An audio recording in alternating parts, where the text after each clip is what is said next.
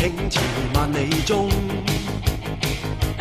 雷電起，東方爆出美夢，豪情意氣衝霄漢，山開震動，熱血鐵膽醒宇宙，稱我是龍，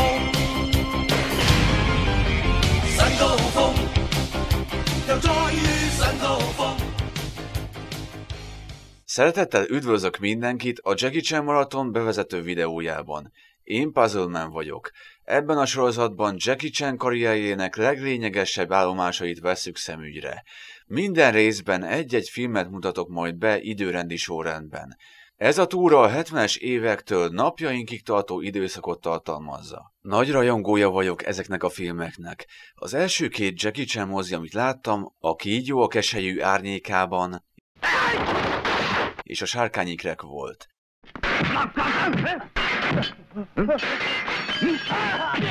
Addigra már hozzászoktam az amerikai végjátékok stílusához, persze ez még nem azt jelenti, hogy meguntam volna ezeket. A hongkongi filmek több szempontból is különböznek az amerikaiaktól. Az újdonság erejével hatnak majd, ha még nem láttál közülük egyet sem. A Jackie Chan Akcióban című dokumentumfilm, amely az ő munkásságáról szól, bemutatja, mekkora erőfeszítés áll a siker hátterében.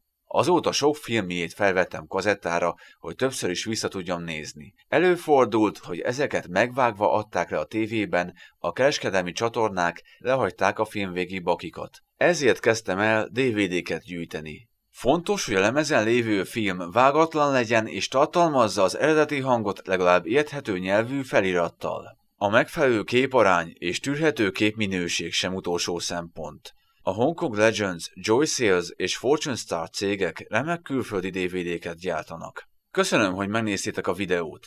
Tartsatok velem a következő alkalommal is. Az első részben a The Cup Tiger from Kwangtung című filmet mutatom be. Sziasztok!